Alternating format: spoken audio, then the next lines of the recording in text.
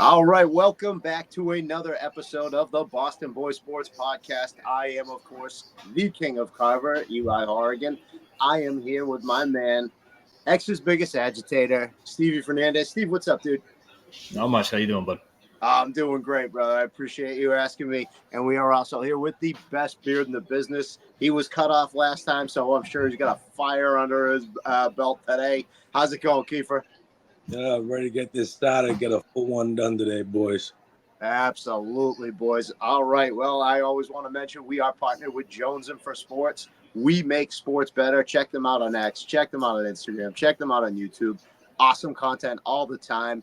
Today is June 2nd. Summer is upon us. We have the NBA Finals to get to, which we will talk a lot about. But the other big thing, too, we have Red Sox, and more Red Sox because it's going to be a long summer, it looks like. Stevie, just based on Fire Cora, the name you got up today, I want to go right to you. What do you got for us? Not for the reasons you guys are going to think. My reasoning is just because I believe he deserves better than what he's been given. Oh, yeah. I think for him to have this team sitting at 30-30, flirting with 500, considering the roster, you got Bobby Dalbec back in the majors tonight for the afternoon game today. What he's dealt with, what ownership has done to him, 30-30, he should be in the talk for manager of the year, and they should fire him just so he can get an opportunity somewhere else. He is. He's too good to be stuck in this dumpster fire. Bobby Dalbec is not. It's the experiments failed. He's not a Major League Baseball player. I don't even think. Remember, they used to say Jackie Bradley Jr. was a 4A player. Too good for AAA, not good enough. Like Bobby Dalbec's not even there. He's putrid. He started the year off, I think, like 1 for 20, and I think it went past that. I would have to go back and look, but that's a great opening take. I'm a Cora fan. I think Cora's done really well. I mean, he's brought you a title. I know there was the cheating scandal. It's sports, people. People cheat. It happens. People get caught. It's not the end of the world.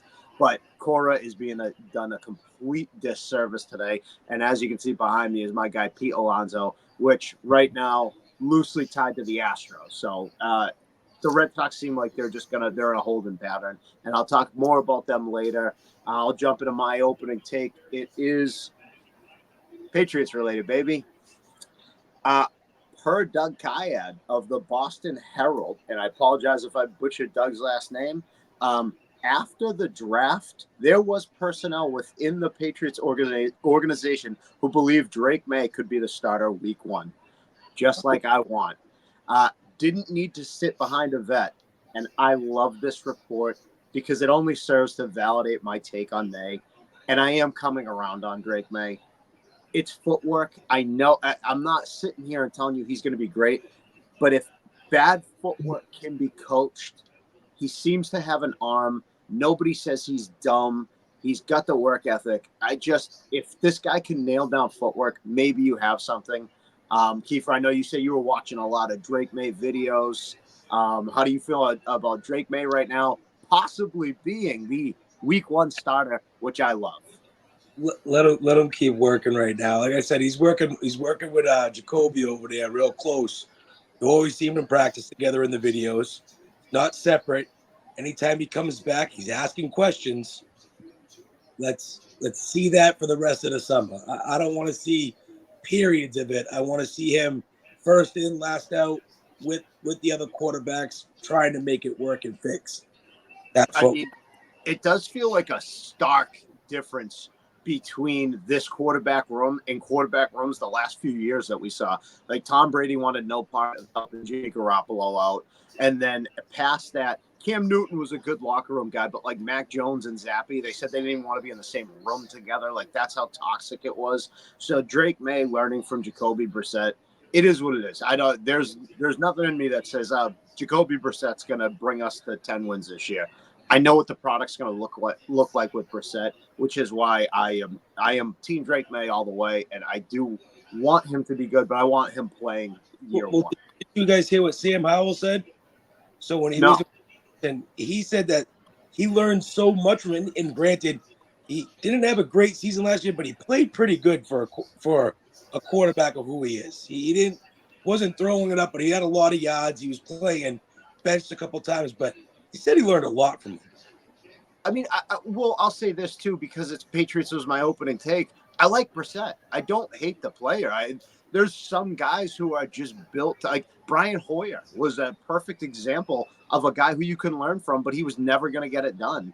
Brissett's never going to win you a ring, but he's definitely a guy who's a good locker room guy, and he's a professional in the league. Yeah. Stevie, any take on that before we move to Kiefer's opening take? No, I wish I could jump on the bandwagon of Drake May. I'm not there yet, but what you said, I can see where you're coming from 100%. He's got all the other little things. You haven't, like you said, he sounds like he's a smart kid. He sounds like he works his tail off. He's there. He's working on, and if it's only a footwork issue, and that's the only thing we have to worry about, then yeah, if he can get over that, that would be enormous, and he could be something. I'm not, like I said, I'm not there yet, but I can see that point. Yeah, and I don't want anyone listening out there to think I flip-flop. I still think it was a bad pick. I don't think it was the right pick at number 3, but I'm coming around on maybe my bad attitude on the situation. Like I want him to be good. I don't think there's any confusion with the three of us. We're rooting for Drake May. I'm not rooting against the quarterback of the team that I like. I just think it was a bad pick, but I'm starting to come around on him, and I do want to see him out there. So that's all I'll say about that before we dive deep into the Patriots as well. Kiefer, what do you got for us today? So big news that I heard from what it sounds like, Porzingis is playing game 1 of the 5. I saw this and I couldn't be happier. Huge for us. Now, I heard a lot of things also today, looking up some stuff. The Mavericks have shot less threes in the playoffs than any other team in the NBA.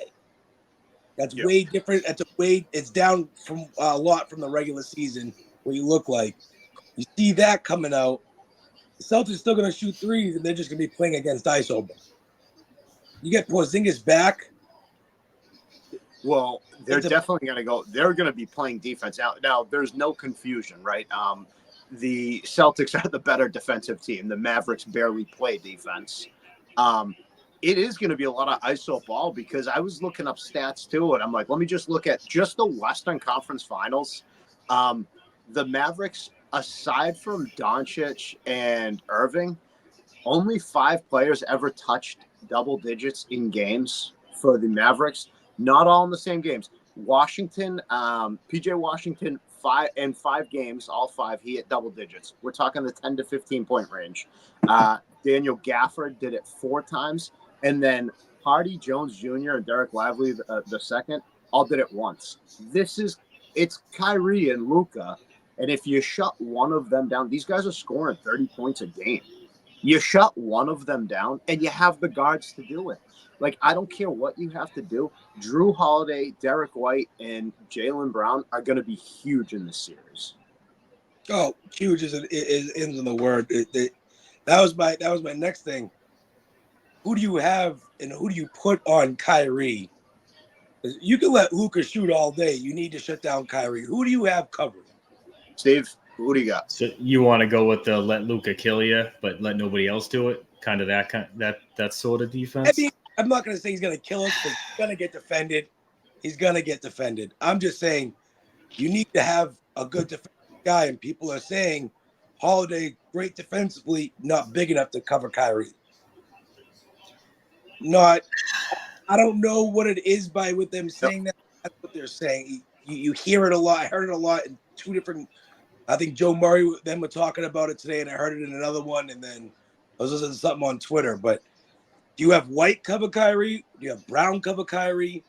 You don't know who you're doing because you need someone to cover Luka too. Yeah. Who do you have covering Luka, Steve?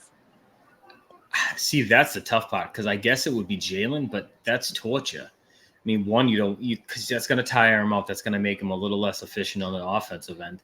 And I'd be concerned with foul trouble because Luka gets fouls. I mean, that's something that Boston fans have to be ready for. He flops and he gets fouls. And it's an ugly, ugly game to watch. So that's going to be a tough part in the series. For Kyrie, I guess Drew, because, I mean, if I'm thinking about my 5 starters, Drew is the person I expect the least from on the offensive end. Yeah. So 100%. let him stick on Kyrie. Let him play defense on Kyrie. And if it's not going to take much from the offensive end if you do that. So that's my thinking on that. Yeah, I don't think they're like, make no bones about it. They're not stopping Kyrie and Luka. You can't let anyone else get like beat you. Like I said, their supporting cast doesn't score a lot. If you can limit all those guys to under 10 points, not in double digits, which it's not hard. These guys don't score. Play defense and out rebound. We're too talented on the Boston end. They're too talented between Tatum, Brown, Porzingis, White, Holiday, Peyton Pritchard. Like Al Horford now gets to come off the bench, which I'm really happy about. They have too many guys who actually can get hot and shoot you just into a game. But the main thing is Kyrie and Luka are gonna score. I'm doing a platoon of guys on them because I don't want to burn out. Like Steve said, I'm not burning out Brown so he can stay on Doncic. I'm just, you might have him down this, and then we have Holiday. Holiday is arguably the most important person in the Celtics run. And I see people on social media, and somebody said the Dame trade now, in hindsight, is a failure. And someone's like, that's crazy. You would always take Dame in that trade. And while they're not wrong, it's been 1 year, and the Dame trade was a fail. I understand it was because of injuries, but if you're looking at it strictly on paper right now, you got rid of Holiday and got worse on defense. And then on the other end of it, Holiday's back in the finals. So, I mean, you can't say that this was a good trade for Milwaukee. Now, next year, we can relook at it.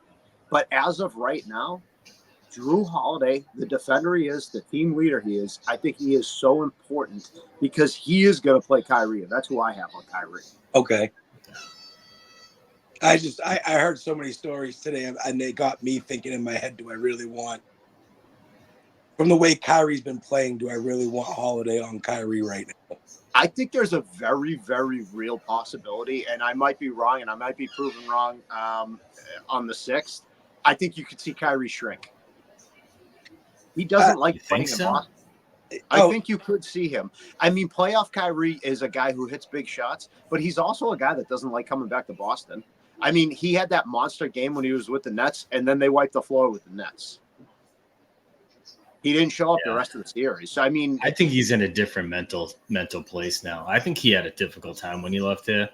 I think he's in a complete different place now. I think my opinion of him has changed heavily this season. No, you're right. He's in a different place, and it's because he's happy where he's playing. He don't mind being the number 2. He didn't mind it with LeBron either. No. Well, he learned.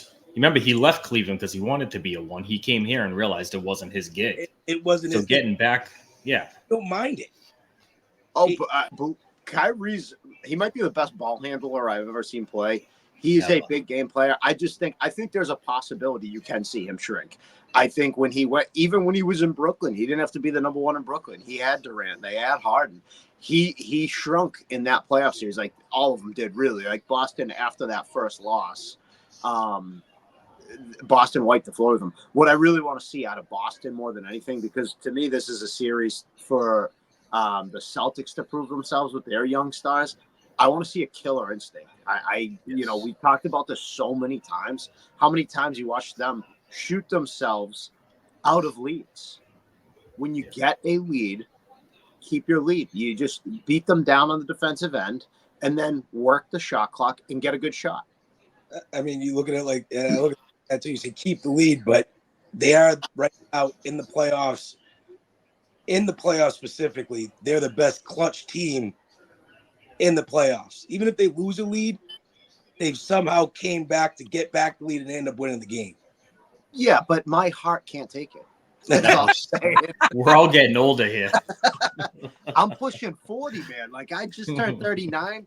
I'm going to end up on heart medication if they keep losing 10-point leads. Yep. Can't take it. I do want to say this too.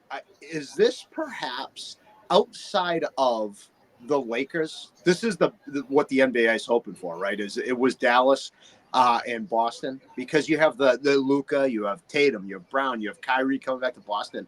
Like outside of and the Nuggets, I'll say there's the alert of the Nuggets because the Nuggets are the defending champions, but the Western Conference had like outside of the Lakers and the Nuggets being defending champions, had zero historical teams. You had the Thunder, Pelicans, Clippers, Timberwolves, and Suns all have a combined 0 championships. The Mavericks have one, the Nuggets have one, and then the Lakers have 17. Like, so this actually, like, when you look back at it, hindsight, you're like, wow, this is probably the second best finals that it could have been.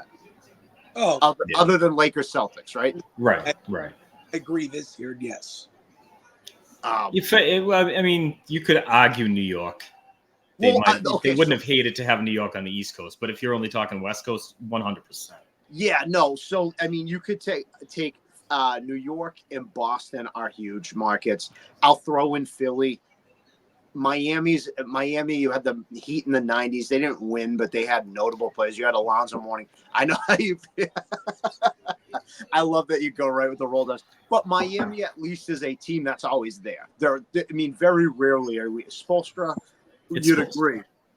But that's a team that's always winning. Like when you looked at this, like the Pelicans are new. You know what I mean? The Thunder, as good as the Thunder are, is there a marketability for Oklahoma City versus Milwaukee? Like who's watching that? If that's, you know what I mean? I think this is the best case scenario outside of Celtics Lakers or Lakers Knicks, like you said. Yeah, absolutely. No. They nailed it with this. Yeah, they. The teams nailed it. So like I said before, there's no debate. Boston is the better defensive team. So I just did offensive statistics too. Points, field goal percentage, free throw percentage, rebounds, assists, and turnovers. Boston has the edge in all those things. They're even in steals and 3-point percentage. I didn't get into the decimal points because it was like 37.4 to 37.2. Dallas only leads offensively in an edge and blocks, which is a defensive statistic. But they, this is shaping up to be. I don't want to be over dramatic. It is a failure of a season if they don't win the title this year. Let me throw 2 more stats in there that I found that I actually just saw and I thought they were pretty amazing. So Tatum leads the playoffs in plus minus at a plus 141. He's the highest out of anybody in the NBA for a guy who has been crushed for his horrible playoff run so far. Yeah, people would take Devin Booker over him. Yeah, it's pretty amazing. The second one, Jaylen Brown is shooting 65.1%. It's the highest field goal percentage in the playoffs in the paint. Well, for anybody who has over 100 shots. So your small forward is leading the NBA in field goal percentage in the paint. And you're talking Jokic obviously he had more than 100 attempts, guys like that. And Jaylen Brown's the guy leading the league. He's there, bro. He's there. They were having that argument today too, saying that is he going to want to stay here next year if they win a championship? Is he going to want to go be a one somewhere else? I think he's in the right spot to stay here. I don't think he's going where they just locked him up for that big contract. I think like him and Tatum have finally gelled like perfectly together. Like I saw another stat where people were saying like everybody who kills Tatum, like you said, he hasn't done it yet. He's not going to do it. LeBron didn't win his first till he was 27. Jordan won his first at 28. I think Shaq won his first one at 29 or 30. Like the guy's he's 26.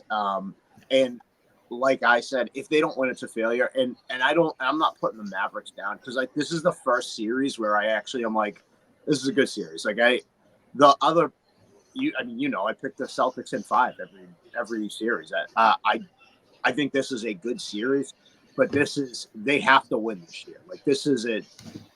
It's a failure to me if they don't win. They signed Holiday too, specifically because of what happened during the regular season. They're hoping for that championship to come. Yeah, What about it? I mean, it is. They're on the yellow brick road to a championship. Like the Mavericks outside of Doncic and Irving. Like when you look at the Celtics roster, maybe I'm a huge Celtics homer, but like when you look past the superstars of Brown and Tatum, I see Porzingis, who's been an all-star in the league and been a really good player in the league. They nicknamed the Unicorn. Drew Holiday. I see Al Horford. Like I see guys who were legitimate players in the league at one time or another. The Mavericks roster is literally Dante Exum, Jaden Hardy, Derek Jones Jr., PJ Washington, Daniel Gafford. If that team beats you, it's a failure to me. As good as Doncic and Irving are.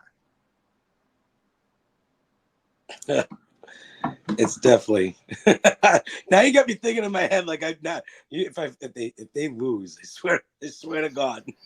See, I'm nervous. I'm going to be honest with you. I mean, I've put it on Twitter too. I'm nervous. Like, I give this Dallas team a lot of respect, and a couple of things that I saw to end the regular season. The last 20 games, they went 16-4. 3 of those losses, Luka didn't play. In the 16 wins, they were plus 14.5. And then on top of that, being the number 5 seed, they haven't been the top seed and they haven't had home court in any of their series, and they still went 7-2 in the West in road games. Like, I'm nervous. I mean, they have been the hottest team in the NBA the last month and a half. They have the best player in the league in Doncic. Right now, yeah. You can't deny it. The guy he can trash talk better than some people too. Because Jesus, what he was saying to some of those people in the silence of those celebrities, gives you that Larry Bird kind of feel. Well, like I said, I don't want to put down the Mavs because the Mavs are a super talented team, but I just the Celtics to me, like, they're the favorite for a reason.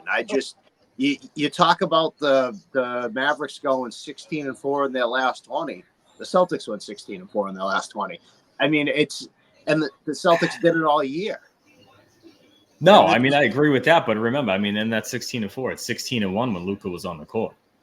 The 3 of those 4 losses, he wasn't even playing, and he's such a game changer. He is. I mean, it's difficult to say, but I find, like, the other thing that I find, I mean, everybody always crushes his defense. His defense has switched up a little bit. I'm not going to say he's a great defender. He's not.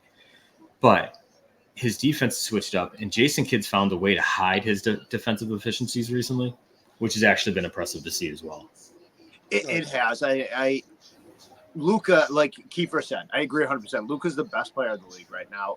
Not named Nikola Jokic, and Jokic's out, but I still would probably lean Jokic because he's otherworldly. But you could say 1A, 1B. If you wanted to fight me on that and say Doncic is better, okay, then Doncic is better. I won't fight you too hard. I'm not going to die on that hill. But I just think when I look past, like, I don't want this to happen because injuries are a part of the game. I don't want anyone to get hurt. I want to see an even series.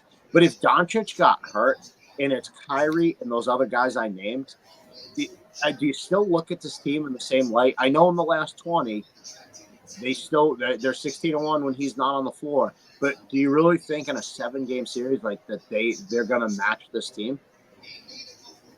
If it goes all 7, I said they're too clutch. They're too clutch at the end of games. And yes, you might have a heart attack, but I'd rather win the game in a close game than lose the game. Just saying. Yeah. But I think to myself, like, you haven't faced a Luka. And, like, taking the injury conversation out of it, if you have a 12-point lead and you lose a 12-point lead to Luka, you might not get it back. Like, to me, you've faced a couple. I mean, in your run in the Eastern Conference, like, we have felt better. We've seen the clutch, which we haven't seen in the past, and they've done it. But they've done it against lesser competition. And I'm not going to be that, they got that because of the competition. That's not where I'm standing. No. But I'm not going to say Luka's Jordan, but you watch Luka, you get that Jordan feel sometimes. Especially when your team's playing against him. You don't want the ball in his hands. You're like, here we go. Here we go again. I 100% agree. I just, again, I can beat this drum. I don't think Luka and Kyrie can overcome how good the Celtics are. I don't think it's a sweep. I don't think it's a gentleman's sweep because I give those guys that much respect. For me personally, this has been a run that has set you up for a championship. You have all the pieces. When it was just Tatum and Brown and they couldn't get over the hump, and then then the following year you lose to Miami. This has been a run. Like, now you can't say they're young anymore. You can't sit there and say they're still growing. They're young.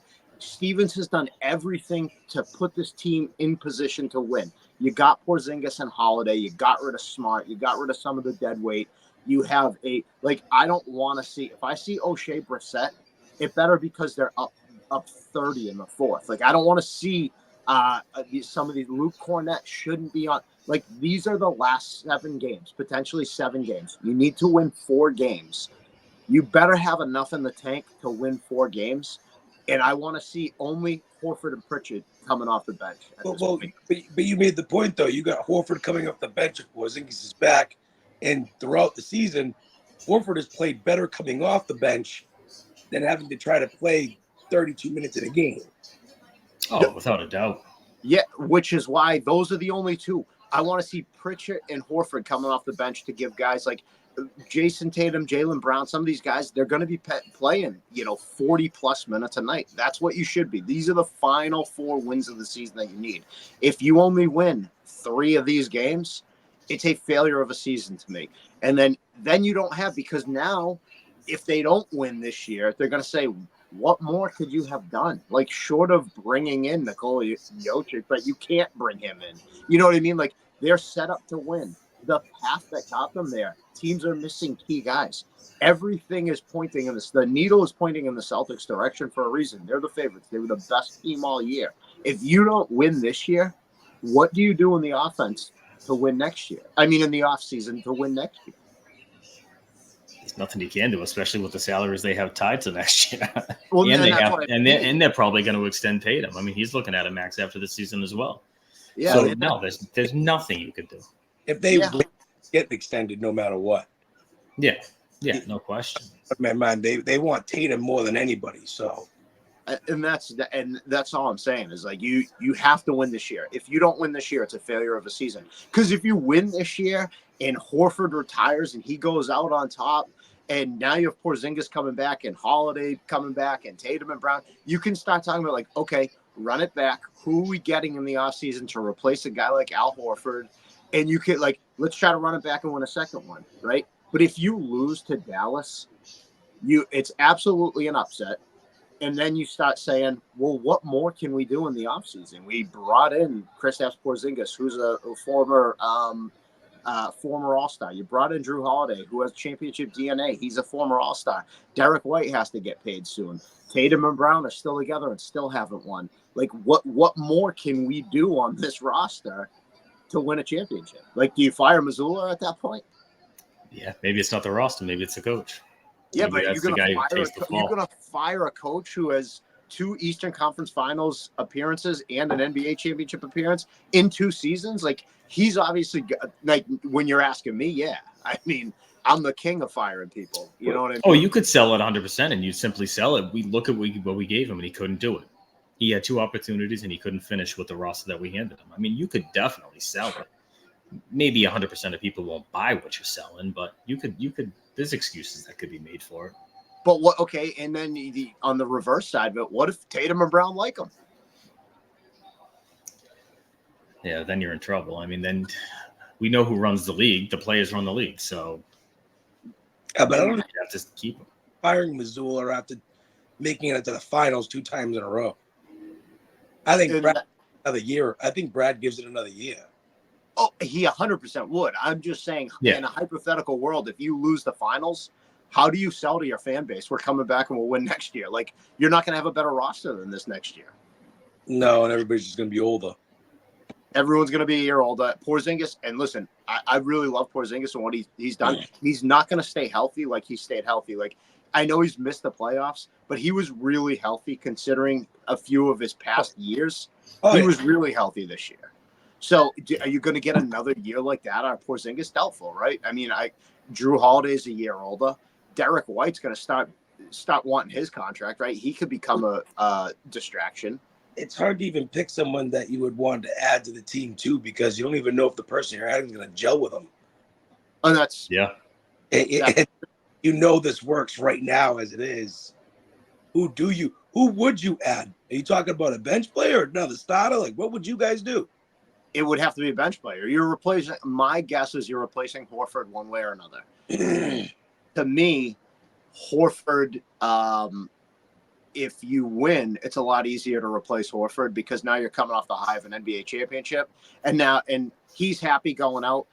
If you lose, you start replacing Horford because Horford's disgruntled. He's now not won a championship. Now you're bringing a brand new guy into a locker room that just lost their second NBA Finals in 3 seasons, and the questions start coming: Can Brown do it? Can Tatum do it?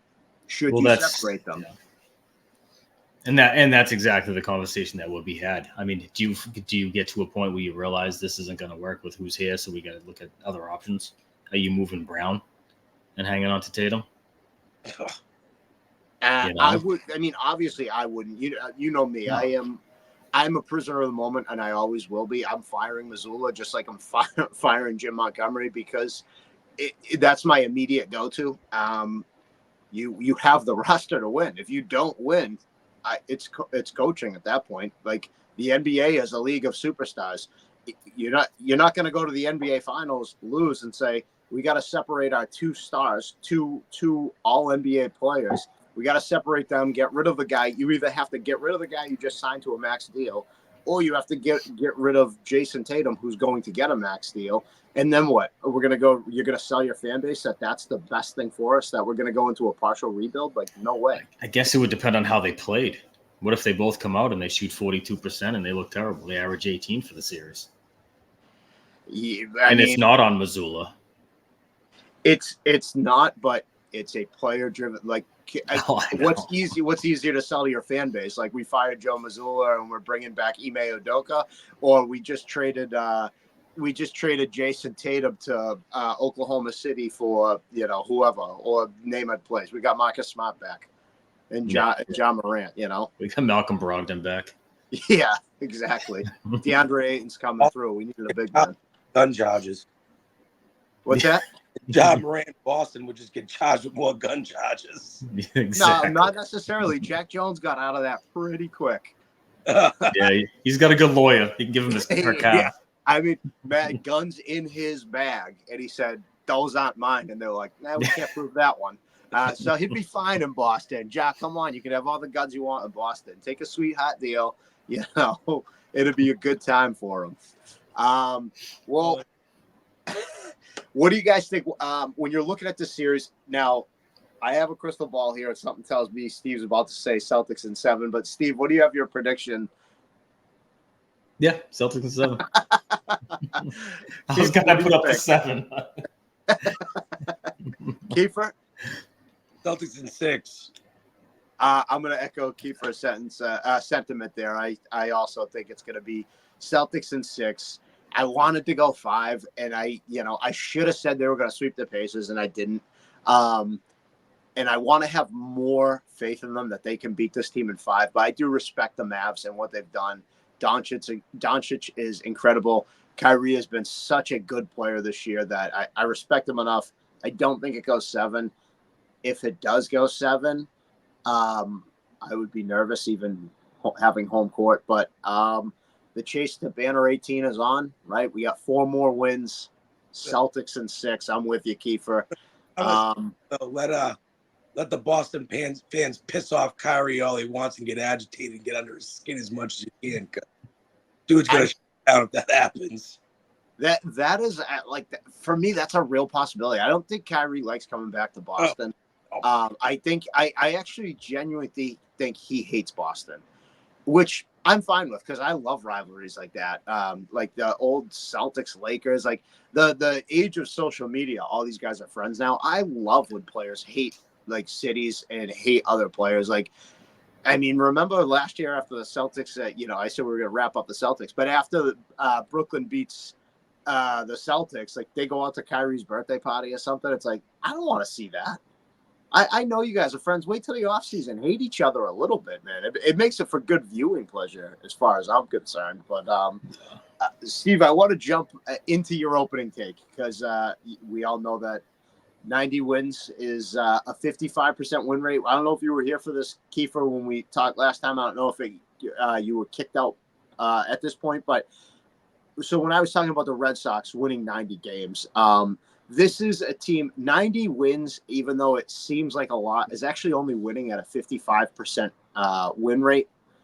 It's the equivalent of if an NFL team winning 9 games or an NBA team winning 45 games. So I actually don't think it's asking a lot. It is asking a lot, however, because they keep losing to teams like Detroit, and their bullpen keeps imploding. And when you have guys like Bobby Dahlbeck on the roster again, and Craig Breslow has, I think, been pretty vocal about saying this is a young team. We're growing pains. We're building something, and I'm not ready to. I'm looking at the standings today, and it's like New York's where New York should be, number 1, Baltimore 2, Boston 3, and I'm like, when did we become the team that's chasing Baltimore in the standings? I know. They gotta sell the team and put a new management position in. Henry needs to let go. He don't want to be here. He don't want to take it. Just let him go. Let him be someone that wants to come in and change the atmosphere of that management support and want to spend money, because this whole not spending money thing when you have one of the highest payrolls in baseball is ridiculous. You said it perfectly. I mean, I can't argue with you. The problem is he's not selling it. I mean, this is a guy, he's collecting franchises. RFK Racing. He owns the Penguins. What soccer clubs he owns? It Arsenal, Liverpool, or something like that. Man U. The guy just collects sports franchises, and we know it's on the horizon. LeBron's part of the Fenway Sports Group. The NBA wants to bring a team to Las Vegas. I think, cannot buy or bring the team to Vegas with LeBron as part of the ownership group if he's still a player in the league. So Bronny James, who I know we just did NBA, is coming out this year into the draft. I don't know why. But I think he wants to play 1 year with his son, and then I think you could see LeBron retire, and then you'll see a team in Las Vegas, and John Henry will own it. That's what I think. It's not a terrible thought. Like, the way you thought that through, it makes complete sense. I just think whoever drafts Bronny James is then what's going to happen is LeBron's going to go to wherever Bronny is. Like, because Bronny doesn't belong in the league, right? I mean, have you watched? I don't watch him, so I don't want to say like anything too poor because I don't know any of his tendencies. But I can see the box score. I can see his averages. This is a guy who belongs in college to learn more. And maybe he can be a bench player in the NBA. But I think an NBA scout, one of them said, I think I read something, unless it was just someone like, Black Adam Schefter or something making a joke on Facebook. But he said something along the lines of, like, one NBA scout said, not an NBA player. Like, that was just like a flat line. So, but he's going to be because of his dad. But Bronny he played on a horrible USC team, and he had that heart problem. And beginning of it, he didn't play a lot. He didn't get a lot of minutes. He didn't shoot a lot. But when you see him in the combat, and I see a lot of stuff on this. Some days he's lights out shooting. I think he went one of the games that they had, or scrimmages they had. He went like 9 for 13 from 3, and then the next game he had nothing. It was 0 for 7 or something like that. He's gonna have growing pains, but if he's coming into the NBA, it's because he's doing it for a reason. Clearly, nobody wants to. He can't transfer anywhere. It's just I don't know. I don't think the kid's gonna be what his dad is. That's for damn sure. But he's not his dad. I don't. I think, and I just quickly brought up his stats just so we can look at them in real time. He played for a bad USC team, which to me means you could inflate your stats if you're a really good player on it. I mean, Carmelo Anthony on Syracuse won a national title. That team wasn't good. I mean, Carmelo was fantastic, and Carmelo brought them to a championship. Bronny James in his freshman year started 6 games. He played in 25. He shot 26% from 3, and he averaged 4 points and 2 assists per game. Yep. So that's that. And he's declared for the draft.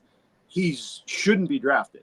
He's going to take up a roster spot from somebody who might have made the league or made the G League, or he's going to take up a roster spot because of who his dad is. But I think that you'll see LeBron wants to play 1 year with his son, and then I think he will retire. LeBron's 40, or he's going to be 40. He can't have much left in the tank. He wants to be an NBA owner. The NBA wants a team in Vegas. John Henry wants to own an NBA team. It feels like the perfect marriage at this point. Oh, yeah. No, you're probably right. I just wish you would get rid of the Red Sox. Just that's all. I am in 100% agreement. I don't, like I said, but the problem is this is business to him. People who are rich like more money. It's the more they can have, the more they want, and that's all he wants. The problem is he's not going to sell the Red Sox because they're a huge moneymaker. No, I know. But like Steve, me and you were talking about, like this team's 30-30. You have young talent. They were pitching well. They've plateaued. I mean, which fair to say, Steve, you were big on that. Pitching's always ahead of hitting. But they're 30-30. They're 11 back from New York, which isn't unattainable, but they're not going to catch them. I'm not going to mistake that. But they're 3.5 games back from the last wild card spot. And I know we're not even halfway through the season. So there's so much baseball to play. But to me, that's a team worth investing in. This is not a bottom of the barrel team. You need a couple pieces. And a couple pieces is not Bobby Dahlbeck. No, it's not. You also need players to step up more. Like Duran, I'm not doubting what he's done so far this season, but his last 10 games, he's 9 for 35. Batting average has dipped, and he's had too many strikeouts. I think 2 or 3 of those games he went 0 for 4, and one was 0 for 5. Yeah. You can't have that from a leadoff man. You can't. No. I will say, strikeouts are up across the league, though. This is not this isn't a league of guys who hit for average anymore. Oh, no. But it's the analytics, it's bats, it's barrel rate, it's all this stupid stuff that I don't know enough about because I'm an idiot. And I just watch it. Like I watch a team. I don't know what Manny Ramirez batting bat speed was and his barrel rate was, but I know he hit the ball a ton. And he was entertaining to watch. I didn't miss a Manny at bat. Made contact, yeah. You didn't sit there and calculate his exit velocity? No, and I don't care about how fast Manny Ramirez can hit one out of Fenway. I just cared that he did it. And as a fan, that's what I like. As a fan, I want to watch that. I want to watch good players. Like I mean, Reese McGuire is like just keep Connor Wong in. I know that Connor Wong every now and again needs a night off because he's a catcher. But like Connor Wong's batting 327. Reese McGuire, on the other hand, is batting 226. I don't need to see Reese McGuire in games. I actually had Wong as one of the better hitters that I had out of this list right here. Is a guy.